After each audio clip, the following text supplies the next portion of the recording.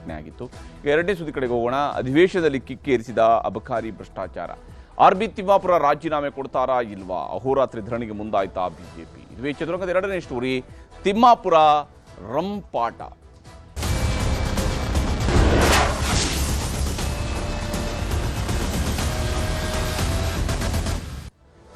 ರಾಜ್ಯದ ಅಬಕಾರಿ ಇಲಾಖೆಯ ವಿರುದ್ಧ ಭ್ರಷ್ಟಾಚಾರದ ಆರೋಪಗಳು ಆಗಾಗ್ಗೆ ಕೇಳಿ ಬರ್ತಾ ಇದ್ದಾವೆ. ವಿಶೇಷವಾಗಿ ಅಬಕಾರಿ ಇಲಾಖೆಯ ಅಡಿಯಲ್ಲೇ ಕಾರ್ಯನಿರ್ವಹಿಸ್ತಾ ಇರತಕ್ಕಂಥ ಅನೇಕ ಮದ್ಯ ಮಾರಾಟಗಾರರು ಅಬಕಾರಿ ಇಲಾಖೆಯಲ್ಲಿ ಭ್ರಷ್ಟಾಚಾರ ಮಿತಿ ಮೀರಿದೆ ಅಂತ ಹೇಳುವಂತಹ ಆರೋಪವನ್ನು ಮಾಡ್ತಾ ಇದ್ದಾರೆ. ವಿಶೇಷವಾಗಿ ಯಾವೆಲ್ಲ ಬಾರ್ ಓನರ್ಗಳಿದ್ದಾರೆ, ಇವರ ಅಸೋಸಿಯೇಷನ್ಗಳಿದ್ದಾವೆ, ಇವರು ಬಹಳ ಓಪನ್ ಆಗಿ ಆರೋಪವನ್ನು ಮಾಡಿದರು. ಇದು ಸಾಲದು ಅನ್ನುವಂತಹ ರೀತಿಯಲ್ಲಿ ಈಗ ಲೋಕಾಯುಕ್ತ ರೇಡ್ನ ಸಂದರ್ಭದಲ್ಲಿ ಸಿಕ್ಕಿ ಬಿದ್ದಿರ್ತಕ್ಕಂಥ ಅಧಿಕಾರಿ ಮಾಡಿರ್ತಕ್ಕಂಥ ಸ್ಟೇಟ್ಮೆಂಟ್ನಲ್ಲೂ ಕೂಡ ಅಬಕಾರಿ ಇಲಾಖೆಗೆ ಸಂಬಂಧಪಟ್ಟಂತೆ ಅಂತಲೇ ಅಂದ್ಕೊಳ್ಬೇಕಾಗತ್ತೆ. ಯಾಕಂದರೆ ಅಬಕಾರಿ DC ಬೇರೆನ್ಯಾವುದೋ ಇಲಾಖೆಯ ಮಂತ್ರಿಯನ್ನು ನಮ್ಮ ಮಂತ್ರಿಗಳಿಗೂ ದುಡ್ಡು ಕೊಡಬೇಕು ಅಂತ ಹೇಳೋದಕ್ಕೆ ಸಾಧ್ಯ ಇಲ್ಲ ಅಂತೇಳಿ ನಾವು ಸರ್ಕಾರಿ ವ್ಯವಸ್ಥೆಯಲ್ಲಿ ಪರಿಗಣಿಸಬೇಕಾಗತ್ತೆ. ಮಂತ್ರಿಗಳಿಗೂ ಕೊಡಬೇಕಿದೆ ಅಂತ ಹೇಳಿದರೆ ಯಾವ ಮಂತ್ರಿ ಅಂತ ಕೇಳ್ತಿದ್ದಾರೆ ಅಬಕಾರಿ ಸಚಿವರು. ಇದು ನಿಜಕ್ಕೂ ಅಬಕಾರಿ ಇಲಾಖೆ ಅನ್ನುವಂಥದ್ದು ಗೊತ್ತು. ಹಾಗೆಂತೇಳಿ ಮಂತ್ರಿ ನನ್ನ ಹೆಸರು ಹೇಳಿದ್ರಷ್ಟೇ ನಾನು ಮಂತ್ರಿ, ಇಲ್ಲದೆ ಹೋದರೆ ಯಾವುದೋ ಮಂತ್ರಿ ಅಂತ ಹೇಳುವ ರೀತಿಯಲ್ಲಿ ಆದರೆ ಏನು ಕತೆ ಇದು? ಆ ಲೆವೆಲ್ಗೆ ಕಿಕ್ಕಿ ಇರಬಾರ್ದು ಯಾವತ್ತೂ ಕೂಡ. ಆದರೆ ಇಲ್ಲಿ ಅಬಕಾರಿ ಇಲಾಖೆಗೆ ಸಂಬಂಧಪಟ್ಟಂತೆ ನಡೀತಾ ಇರುವಂತಹ ಬೆಳವಣಿಗೆ ನೋಡ್ತಾ ಇದ್ರೆ ಏನಿದು ಅನ್ನುವಂಥ ಪ್ರಶ್ನೆ ಬಂದೇ ಬರುತ್ತೆ. ಅಬಕಾರಿ ಇಲಾಖೆ ಭ್ರಷ್ಟಾಚಾರದ ವಿರುದ್ಧ ಬಿಜೆಪಿಯವರು ಇವತ್ತು ಹೋರಾಟವನ್ನು ತೀವ್ರಗೊಳಿಸಿದ್ದಾರೆ. ವಿಧಾನಸಭೆ ಮತ್ತು ವಿಧಾನ ಪರಿಷತ್ನಲ್ಲೂ ಕೂಡ ಕಾಂಗ್ರೆಸ್ ಮತ್ತು ಕಮಲ ನಾಯಕರುಗಳ ನಡುವೆ, ಕಮಲ ಶಾಸಕರುಗಳ ನಡುವೆ ಕಿತಾಪಟಿಯೂ ಕೂಡ ನಡೆದಿದೆ ವಿಧಾನಸಭೆ ಮತ್ತು ವಿಧಾನ ಪರಿಷತ್ನಲ್ಲಿ. ಆರ್.ಬಿ. ತಿಮ್ಮಾಪುರ ರಾಜೀನಾಮೆಗೆ ಪಟ್ಟು ಹಿಡಿದಿದ್ದಾರೆ. ಸಚಿವರಿಗೆ ಶಾಕ್ ಕೊಡುವಂತಹ ಕೆಲಸವನ್ನ ಪ್ರತಿಪಕ್ಷಗಳವರು ಮಾಡ್ತಾ ಇದ್ದಾರೆ.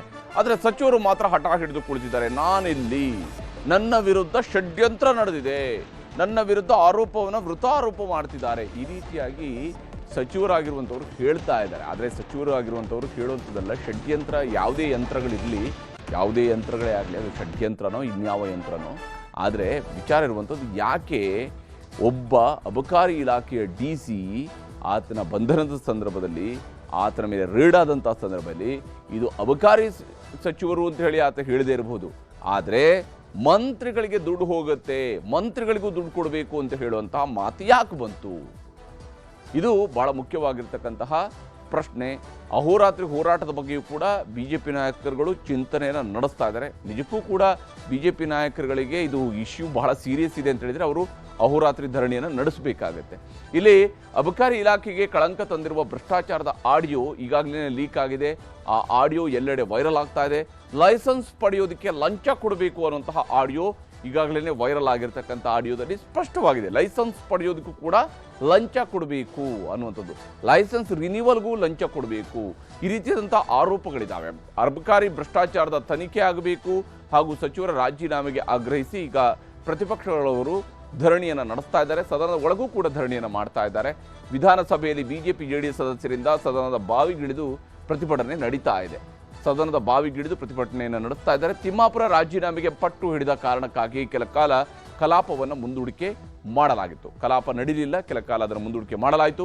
ಅಬಕಾರಿ ಇಲಾಖೆಗೆ ಕಳಂಕ ತಂದಿರುವ ಭ್ರಷ್ಟಾಚಾರದ ಆಡಿಯೋ ಈಗಾಗಲೇ ಸರ್ಕಾರವನ್ನು ಅಲುಗಾಡಿಸ್ತಾ ಇದೆ. ವಿಶೇಷವಾಗಿ ಆರ್.ಬಿ. ತಿಮ್ಮಾಪುರ ಅವರನ್ನು ಅಲುಗಾಡಿಸ್ತಾ ಇದೆ. ಆದರೆ ಈ ವಿಚಾರಕ್ಕೆ ಸಂಬಂಧಪಟ್ಟಂತೆ ಸದನದ ಒಳಗಡೆ ಏನೆಲ್ಲ ಆಗಿದೆ, ಏನೆಲ್ಲ ಚರ್ಚೆ ಆಗಿದೆ ಅನ್ನೋದನ್ನು ನಿಮಗೆ ತೋರಿಸ್ತೇನೆ. ಅಧ್ಯಕ್ಷರೇ, ನಾವು ನಿನ್ನೆ ಈ ಅಬಕಾರಿ ಇಲಾಖೆಯಲ್ಲಿ ಆಗಿರುವಂತ ಭ್ರಷ್ಟಾಚಾರದ ಬಗ್ಗೆ ವಿಡಿಯೋಗಳು ಬಂದಿದೆ, ಆಡಿಯೋಗಳು ಬಂದಿದೆ. ಜನ ಬೀದಿ ಬೀದಿಯಲ್ಲಿ ಮಾತಾಡ್ತಾ ಇದ್ದಾರೆ. ಇದರಲ್ಲಿ ಪಾಲು ಮಂತ್ರಿಗೆ ಹೋಗ್ತದ, ಮುಖ್ಯಮಂತ್ರಿಗೆ ಹೋಗ್ತದ, ಈ ತರದೆಲ್ಲ ಆಗಿರೋದ್ರಿಂದ ನಾವು ಜನರ ಧ್ವನಿಯಾಗಿ ಇವತ್ತು ಅಲ್ಲಿ ಯಾರು ಅಬಕಾರಿ ಸಂಘ ಇದೆ, ಅಬಕಾರಿ ಸಂಘ, ಅವರು ಈಗ ರಾಹುಲ್ ಗಾಂಧಿ ಅವ್ರನ್ನ ಹೋಗಿ ಭೇಟಿ ಮಾಡಕ್ಕೆ ಹೊರಟಿದ್ದಾರೆ. ರಾಷ್ಟ್ರಪತಿನ ಭೇಟಿ ಮಾಡಕ್ ಹೋಗಿದ್ದಾರೆ, ಪ್ರಧಾನಮಂತ್ರಿ ಭೇಟಿ ಮಾಡಕ್ ಹೋಗಿದ್ದಾರೆ. ರಾಜ್ಯದ ಮಾನ ಮರ್ಯಾದೆ ಹರಾಜಾಗ್ತಾ ಇದೆ. ಇಷ್ಟೆಲ್ಲ ಆದ್ರೂ ಕೂಡ ಸರ್ಕಾರ ಅದ್ರ ಬಗ್ಗೆ ಈ ಮುಖ್ಯಮಂತ್ರಿ ಇಷ್ಟೊತ್ತಿಗೆ ಇವ್ರದ್ದು ಯಾರು ಅಲ್ಲಲ್ಲ ಬೋವಿ ಇದ್ರ ನಿಗಮದ್ದು ST ನಿಗಮದ್ದು ಆದಾಗ ಇಮಿಡಿಯೇಟ್ ಆಗಿ ರಾಜೀನಾಮೆ ತಗೊಂಡ್ರು. ಇವ್ರಿಗೆ ಯಾಕೆ? ಹೀಗೆ ಇಲ್ಲಿ ಆರ್.ಬಿ. ತಿಮ್ಮಾಪುರ ಅವರ ರಾಜೀನಾಮೆ ಆಗಬೇಕು ಅಂತೇಳಿ ಆರ್ ಅಶೋಕ್ ಅವರು ಪ್ರಸ್ತಾಪ ಮಾಡಿದ್ದಾರೆ. ಆದರೆ ಅಬಕಾರಿ ಅಕ್ರಮ ಆರೋಪಕ್ಕೆ ಸಂಬಂಧಪಟ್ಟಂತೆ ಆರ್.ಬಿ. ತಿಮ್ಮಾಪುರ ಅವರು ಅವರ ಬಗ್ಗೆನೋ ರಾಜೀನಾಮೆ ಕೊಡಬೇಕು ಅಂತ ಹೇಳಿ ಪಟ್ಟು ಹಿಡಿದಿದ್ರು.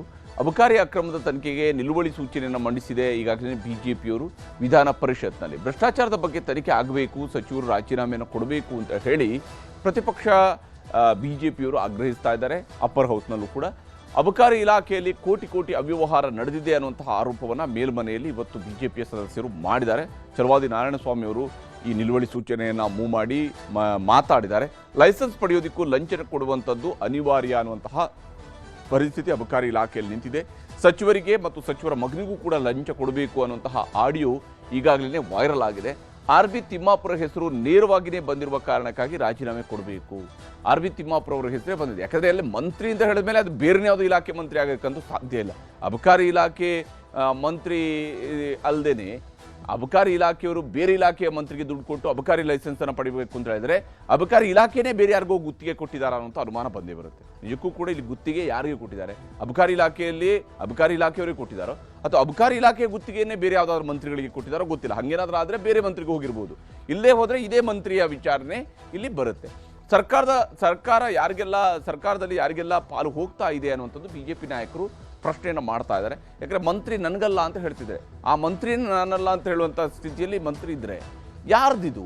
ಯಾವ ಮಂತ್ರಿಯ ಹೆಸರು ಪ್ರಸ್ತಾಪ ಆಗ್ತಾ ಇದೆ? ಹಾಗಾದರೆ ಇದರ ಬಗ್ಗೆ ತನಿಖೆ ಆಗಬೇಕಾಗಿರುವಂಥದ್ದು ಯಾರ ಜವಾಬ್ದಾರಿ? ನಡೆಸಬೇಕಾಗಿರುವಂಥದ್ದು ಯಾರ ಜವಾಬ್ದಾರಿ? ರಾಜೀನಾಮೆ ಕೊಡಬೇಕಾಗಿರುವಂಥದ್ದು ಯಾರ ನೈತಿಕ ಜವಾಬ್ದಾರಿ ಅನ್ನುವಂಥ ಪ್ರಶ್ನೆ ಬರುತ್ತೆ.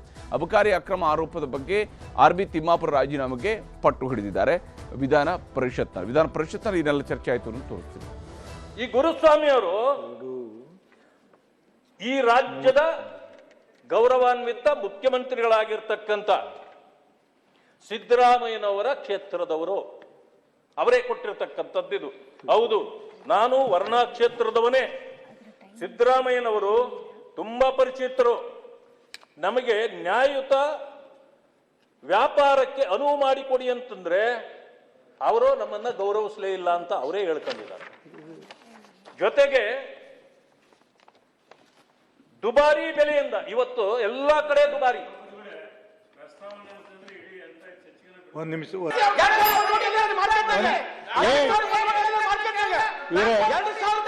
ಯಾವ ಕಡೆ ತಗೋಬಾರ್ದು ಅವ್ರು ಮಾತಾಡೋದು ಯಾವ ಕಡೆ ತಗೋಬಾರ್ದು ನನ್ನ ಅನುಮತಿಯಿಂದ ಮಾತಾಡೋ ಯಾವ ಕಡೆ ನನ್ನ ಅನುಮತಿ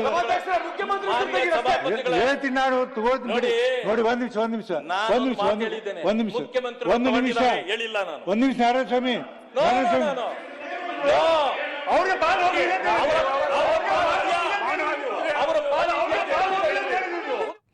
ಹೀಗೆಲ್ಲ ಆರೋಪಗಳು ಬರ್ತಾ ಇರುವಾಗ ಆರ್.ಬಿ. ತಿಮ್ಮಾಪುರ ಅವರು ಯಥಾ ಪ್ರಕಾರವಾಗಿ ಅದೇ ಲೈನ್ನಲ್ಲಿ ಮಾತಾಡ್ತಾ ಇದ್ದಾರೆ. ಬಿಜೆಪಿ ಹೋರಾಟಕ್ಕೆ ತಿರುಗೇಟನ್ನು ಕೊಟ್ಟಿದ್ದಾರೆ ಅಬಕಾರಿ ಸಚಿವರಾಗಿರ್ತಕ್ಕಂಥ ಆರ್.ಬಿ. ತಿಮ್ಮಾಪುರ. ತನಿಖೆ ಇಲಾಖೆಯಲ್ಲಿ ಯಾವುದೇ ಅಕ್ರಮ ಅಥವಾ ಭ್ರಷ್ಟಾಚಾರ ಆಗಿಲ್ಲ ಅಂತೇಳಿ ಇದುವರೆಗೆ ಯಾರೂ ಕೂಡ ನನ್ನ ಇಲಾಖೆಯಲ್ಲಿ ಭ್ರಷ್ಟಾಚಾರ ಆಗಿದೆ ಅಂತೇಳಿ ಒಪ್ಕೊಂಡಿರ್ತಕ್ಕಂಥ ಮಂತ್ರಿ ಇದಕ್ಕೆ ಸಾಧ್ಯನೇ ಇಲ್ಲ. ಇವರು ಏನು ವಿಶೇಷ ಏನಲ್ಲ, ಅದರಲ್ಲಿ ನನ್ನ ಇಲಾಖೆಯಲ್ಲಿ ಭ್ರಷ್ಟಾಚಾರನೇ ನಡೆದಿಲ್ಲ ಅಂತ ಹೇಳ್ತಿದ್ದಾರೆ. ಬಿಜೆಪಿಯವರು ಪ್ರತಿಭಟನೆ ಮಾಡೋದರಲ್ಲಿ ಅರ್ಥವೇ ಇಲ್ಲ ಅನ್ನುವಂಥದ್ದು ಸಚಿವ ಆರ್.ಬಿ. ತಿಮ್ಮಾಪುರ ಅವರ ಸ್ಪಷ್ಟನೆ. ತಪ್ಪು ಮಾಡಿಲ್ಲ, ನಾನು ಯಾಕೆ ರಾಜೀನಾಮೆ ಕೊಡಲಿ ಅಂತೇಳಿ ಕೇಳ್ತಾ ಇದ್ದಾರೆ. ನಾನು ತಪ್ಪು ಮಾಡಿಲ್ಲ, ನಾನು ಯಾಕೆ ರಾಜೀನಾಮೆ ಕೊಡಬೇಕು? ನನ್ನ ವಿರುದ್ಧ ಷಡ್ಯಂತ್ರ ನಡೀತಿದೆ, ಸಾಕ್ಷಿ ಇದ್ರೆ ಲೋಕಾಯುಕ್ತಕ್ಕೆ ನೀಡಲಿ ಅನ್ನುವಂಥದ್ದು ಇಲ್ಲಿ ಸಚಿವರು ಹೇಳ್ತಾ ಇರತಕ್ಕಂತಹ ಮಾತು. ಸಚಿವರ ಮಾತುಗಳನ್ನು ತೋರಿಸ್ತೀವಿ. ಅಯ್ಯೋ, ಎದಕ್ಕೆ ರಾಜೀನಾಮೆ? ಅವ್ರು ಯಾರ್ಯಾದಕ್ಕೆ ರಾಜೀನಾಮೆ ಕೇಳಿದಾರೆ ನನಗೆಲ್ಲ ಗೊತ್ತಿಲ್ಲ. ಅದನ್ನೆಲ್ಲ ಡಿಟೇಲ್ ಹೇಳ್ಬೇಕಂತ ಬಿಟ್ಟಿದ್ದೀನಿ. ಏನು ಸಾಕ್ಷಿ ಆಧಾರಗಳಿದ್ರೆ ಕೊಡ್ಲಿ. ಏನಿದೆ ಸಾಕ್ಷಿ? ವಿದೌಟ್ ಸಾಕ್ಷಿ ಹೇಳಿದ್ರೆ ಏನಾಗುತ್ತೆ? ಷಡ್ಯಂತ್ರಗಳು ನಡೀತಾ ಇದ್ದಾವೆ. ಅದಕ್ಕೆಲ್ಲ ಉತ್ತರ ಕೊಡೋ ಶಕ್ತಿನೂ ಇದೆ. ಅದನ್ನು ನಾವು ಎದುರಿಸೋ ಶಕ್ತಿ ಇದೆ. ಸುಳ್ಳುಗಳನ್ನ ಯಾವ ರೀತಿ ಹೇಳ್ತಾರೆ ಅನ್ನೋದು ನನಗೆ ಗೊತ್ತಿದೆ. ಸಾಕ್ಷಿ ಪುರಾವೆ ಇದ್ರೆ ಹೇಳಿ, ನಾನು ಮಾತಾಡ್ತೀನಿ. ಹೀಗೆ ಸಚಿವರು ಸಾರಾಸಗಟಾಗಿ ತನ್ನ ವಿರುದ್ಧದ ಎಲ್ಲ ಬೆಳವಣಿಗೆಗಳು ಕೂಡ ಷಡ್ಯಂತ್ರದ ಭಾಗ ಅಂತ ಹೇಳ್ತಾರೆ. ಏನು ಷಡ್ಯಂತ್ರ ಏನೋ ಕತೆ ಗೊತ್ತಿಲ್ಲ. ಆದರೆ ಒಬ್ಬ ಅಬಕಾರಿ ಇಲಾಖೆ ಡಿ.ಸಿ.ನೇ ಆತನ ಮೇಲೆ ಲೋಕಾಯುಕ್ತ ರೇಡ್ ಆಗುತ್ತೆ, ರೇಡ್ ಆಗಿ ಸಿಕ್ಕಾಕತಾನೆ. ಈ ಸಂದರ್ಭದಲ್ಲಿ ಬಯಲಾಗ್ತಾ ಇರುವಂತಹ ಮಂತ್ರಿಗೂ ಪಾಲು ಹೋಗ್ತಾ ಇದೆ ಅಂತ ಹೇಳಿದರೆ ಯಾವ ಮಂತ್ರಿ ಅದು? ಅದು ಅಬಕಾರಿ ಇಲಾಖೆಯ ಮಂತ್ರಿನೋ ಅಥವಾ ಬೇರೆ ಯಾವುದಾದ್ರೂ ಇಲಾಖೆಯ ಮಂತ್ರಿಗೆ ಅಬಕಾರಿ ಇಲಾಖೆಯನ್ನು ಗುತ್ತಿಗೆ ಕೊಟ್ಟಿದ್ದಾರಾ ಅನ್ನೋದ್ರ ಬಗ್ಗೆ ಆದರೂ ಕೂಡ ರಾಜ್ಯದ ಜನಕ್ಕೆ ಸ್ಪಷ್ಟತೆಯನ್ನು ಸರ್ಕಾರನೇ ಕೊಡಬೇಕಾಗಿದೆ. ಇದಾಗಿತ್ತು ಇವತ್ತಿನ